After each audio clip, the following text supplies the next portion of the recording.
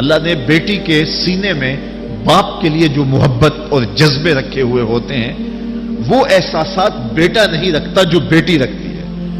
اور سب سے زیادہ حساسیت باپ کے لیے جس وجود میں ہوتی ہے ماں کے بعد وہ بیٹی کے دل میں اور اس کے وجود میں ہوتی ہے. آقا کریم علیہ الصلوۃ والسلام نے سیدہ فاطمہ الزہرا رضی اللہ تعالی عنہا کے سامنے سارے دکھ سہے تھے اور وہ حضور علیہ الصلوۃ والسلام کی زلفوں کو پانی سے دھو رہی ہوتی اور ساتھ ان کی آنکھوں میں آنسو ہوتے کہ میرے باپ کا کیا جرم ہے کہ یہ پتھر برساتے ہیں, کبھی کوڑا پھینک جاتے ہیں اور کبھی اوجریاں ڈال دیتے ہیں, اور وہ رو بھی رہی ہوتی اور آپ کے سر انور میں پانی بھی ڈال رہی ہوتی. آقا کریم اپنی بیٹی کے اس درد کو, اس کرب کو محسوس کرتے اور فرماتے بیٹی پریشان نہ ہونا, اللہ تیرے باپ کو سرخرو کرے گا. اور پھر سیدہ فاطمہ الزہرا رضی اللہ تعالی عنہا نے وہ مناظر بھی دیکھے. تو مکی زندگی سے لے کے مدنی زندگی تک سیدہ فاطمہ الزہرا حضور علیہ الصلوۃ والسلام کی قربت میں رہی. جب سیدنا علی المرتضیٰ رضی اللہ تعالی عنہ کے ساتھ سیدہ کا نکاح ہوا تو کچھ دور رہائش رکھ دی گئی, اور میرے آقا کریم علیہ السلام کو یہ گوارا نہیں تھا کہ میری بیٹی مجھ سے دور ہو, تو پھر ان کو جو ہے وہ بالکل قریب لایا گیا. اور آپ جانتے ہیں کہ جہاں حجرات ازواج مطہرات ختم ہوتے ہیں وہی حجرہ فاطمہ شروع ہوتا ہے. تو حضور نے اپنی صاحبزادی کو بالکل اپنی قربت میں رکھا.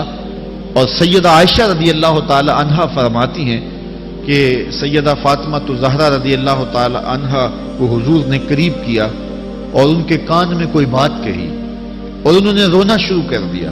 پھر حضور نے کوئی کان میں بات کی تو وہ مسکرا پڑی. تو میں نے ان سے کہا کہ مجھے بتاؤ کہ حضور نے تمہیں کیا کہا ہے.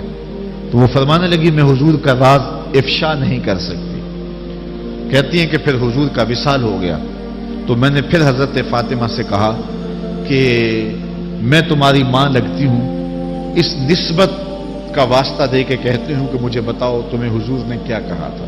تو کہا اب میں تمہیں بتاؤں گی, اور وہ یہ کہ آقا کریم علیہ السلام نے کہا تھا کہ میں اب اللہ کے حضور حاضر ہونے والا ہوں. اپنی موت کی خبر دی تھی جو میرے لیے گوارا نہیں تھی اور میں رو پڑی. تو پھر میرے حضور نے ارشاد فرمایا, دوسری مرتبہ میرے کان میں جو سرگوشی کی, حضور نے فرمایا کہ میرے اہل بیت میں سب سے پہلے مجھ سے تم عامل ہوگی. تو یہ میرے لیے جو ہے وہ تسکین کا سبب کہ حضور ان کو سب سے پہلے ملتے. اور ایک اور بات میں بتاؤں کہ جب حضور کسی سفر پہ جاتے تو سب سے آخر میں حضرت فاطمہ کو ملتے, باقی لوگوں سے ملتے لیکن آخر میں سیدہ فاطمہ کو ملتے, اور جب سفر سے واپس آتے تو سب سے پہلے حضرت فاطمہ کو ملتے. یعنی جاتے ہوئے آخر میں ملتے اور آتے ہوئے سب سے پہلے ملتے کہ کم سے کم جو ہے وہ وقت ان سے دوری کا رہے. تو اور آقا کریم کے بعد وہ سب سے پہلے تقریباً 6 ماہ بعد حضور کے وصال سے اس دنیا سے جو ہے وہ کوچ کر گئیں, اور حضور علیہ الصلوۃ والسلام کی قربت انہیں جنت میں برزخ میں نصیب ہوئی اور رحمت کے گہوارے میں چلی گئیں. تو حضور ان کی قربت اس قدر عزیز تھی کہ کچھ لمحے بھی حضور ان سے جدا نہ رہنا پسند کرتے تھے, اور حجرہ فاطمہ کے قریب سے حضور کبھی گزرتے اور آقا کریم علیہ السلام ان کے ساتھ شفقت کرتے. اب میں نے عرض کیا کہ ان کا تربیتی دور جب گزرا ہے سیدہ فاطمہ الزہرا کا, تو اس وقت وہ برستے ہوئے پتھر تھے, ڈالی جانے والی اوجریاں تھیں, بچھائے جانے والے کانٹے تھے, عقبہ بن ابی معیط کا کوڑا تھا جو حضور کی دہلیز پہ ڈالا جاتا. تو اس ماحول کی تلخیوں کے اندر اسلام کو پروان چڑھتے ہوئے انہوں نے دیکھا تھا, لیکن پھر مدنی دور کی بہاریں بھی دیکھیں اور اللہ تعالیٰ نے اسلام کو فتح اور سربلندی, عزت اور آبرو کی منزل پہ جب فائز المرام کیا اور اسلام پھیلنے لگا, اور وہ وقت بھی آیا کہ قرآن نازل ہوا, اذا جاء نصر اللہ والفتح ورأیت الناس یدخلون فی دین اللہ افواجا.